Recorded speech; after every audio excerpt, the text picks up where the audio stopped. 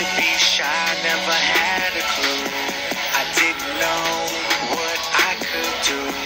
A little time, and you will see in the magic of public speaking. Welcome, everybody, to the Communication Lecture Series. I am your host, Adam Banks, and this is an interactive podcast where I take a communication topic and I lecture over it. Today, we are going to be talking about social media etiquette. After the show, I will be posting on the Facebook page, facebook.com/communication lecture series, a thread where you can make comments or ask any questions that you want answered after the show. So please feel free to go to the Facebook page at facebook.com/communication lecture series to leave your comment or your question, or you could just email the show at communicationlectureseries@gmail.com. Let's go ahead and get right into it. Today, I would like to talk to you about social media etiquette and professional social networking. Everyone has a social media. I think that's safe to say. If you do not, you are a rarity. You either have Facebook, Twitter, Instagram, TikTok, something along those lines where you are on a social media platform. Those can be very powerful tools. However, they can also be very dangerous tools. So it is important to make sure you are always showing proper social media etiquette.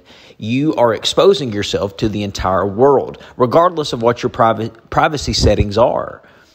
There are ways to bypass that. Now, I'm no computer guru, but I'm sure there are people out there that can find ways to look beyond the privacy settings. So it is important that you do whatever you can possibly do to make sure you maintain proper social media etiquette. Whether you're on Facebook, whether you're on Twitter, whether it's on Instagram, you need to make sure you are not posting anything inappropriate that could come back on you and jeopardize the job that you're in or the job that you're trying to get. How you act on social media really reflects on who you are as a person. That is the perception that you are giving off to the world, to your bosses, to your coworkers, to your entire job, how you act on social media. Before you even get the job, do you think that your employer will look at your social media pages? Of course they may. More than likely they will. There is no better way to get an idea of how someone is other than looking at their social media. Your social media reflects a little bit of your personality, how you think, what you believe, your morals, your values. Although it is very much in your right to have your own opinion and to have things that may not be popular opinions, but it is all about how you go about sharing your opinion and sharing your personal morals and values. The morals and values of the company need to align with your own personal morals and values. If you are someone out here always going out and partying and drinking and smoking and putting it online and doing all of these wild activities like you are a college student, then your employer may think that you are still stuck in college mode and you could be a problem. You could be a problem if you're always out causing a scene and getting drunk and dancing on the bar on Saturday nights at a club, because that represents the company. You represent your company. I work at MedQuest College, so therefore I represent MedQuest College. Even when I'm on the clock or off the clock, if I go out to a public place on a Saturday night and I get drunk and I start dancing around and acting a fool, then somebody could walk into that establishment and say, oh, that's my teacher from MedQuest. He works at MedQuest. Who does that look bad on? That looks bad on the entire organization. It could hurt their credibility. It could hurt their standards. So it is important that you avoid doing any of that. The first thing you need to make sure you do is to set your privacy settings as private as you can. Now, at the beginning of this lecture, I said that People can bypass your settings. People can bypass anything, folks. It's 2022 in the technology world. It's easy to bypass things, but it takes steps and a very, very smart person to get around it. So the odds are in your favor for your privacy settings to protect you. So protect yourself as much as you can with your privacy settings. Set your privacy settings to where only you can see it and only your friends.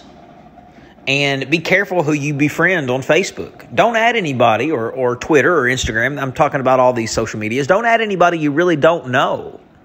It could be somebody from your company disguising themselves and pretending to be somebody else just so they can, quote unquote, spy on you.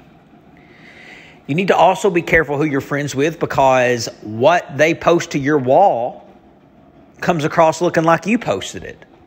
If you've got a 60-year-old boss that don't know their way around the social media page and they don't understand the difference between you posting something and somebody else posting something to your Facebook wall, then it doesn't matter. Perception's everything. They think you posted it. So you need to make sure that you are careful with the people that you befriend. Don't put anybody on your page that posts inappropriate things and tags you in it, because it looks like that you posted it.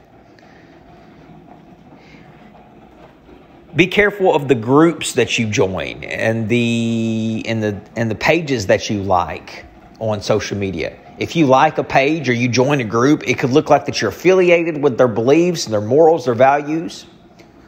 Even though you may not be, maybe that group was just for fun. Perception, folks, is everything. And it looks like that you may be involved in an organization more than you would like. Now, these next few things that I'm going to talk about should be common knowledge, but you should never post job offers from other companies on social media. If you get another job offer, I know you're excited. I know you want to share that on social media with all your friends and family because you've got everybody on social media that you care about, but you do not need to let the whole world know about your other job offers or the fact that you are applying to other jobs. People on social media also work with you and they can see that and they may take offense to that. Don't grumble about your boss on social media. Your boss may have a fake page that you're friends with that they can see everything you write about them. People always go back and tell your boss when you talk about them, more likely than not. Same thing with gossiping about your coworkers. You don't want to do that on social media. Social media is such a huge platform where everybody's got it. So it's a great way to get you in trouble. Revealing your after hours life when you've called in sick is another big no-no for social media. If you call in sick, you need to be exactly that, sick. Sometimes you might play hooky, they call it, where you're not really sick, but you called in and said you're sick. Well, nobody will ever find that out unless you get caught out in public, which is unlikely, Ferris Bueller, or you post it on social media. Don't cyberbully. Don't name call people names, pick on people because of their sexual orientation, their moral belief on Roe versus Wade, their the fact that they don't like horror movies, or they don't like a certain actor, or they don't like a certain type of music. Don't cyberbully people because they are voting for somebody that you're not in the next election. Doesn't give you the right to pick on somebody. When you bully somebody, your boss, your employers, and people can see that. So social media is very crucial to your success in marketing yourself. So it's not always a bad thing. I think social media can be a great thing. It can be a positive thing. You just need to watch your behavior on social media. The best way to have social media and to have it help you in a positive, professional way is to create a professional social media page. Creating a LinkedIn is what I would like for you all to do in this class. I would like for you to create a LinkedIn page where you can market yourself, sell yourself to the professional world. It's just like a Facebook page, except in a professional manner. You can network with other jobs. You can send direct messages to employers What I like about it is you can find a company that you want to work for, find that company, send that company a direct message. Anyone on LinkedIn that works for that company, you can send a direct message to if you are connected with them on LinkedIn.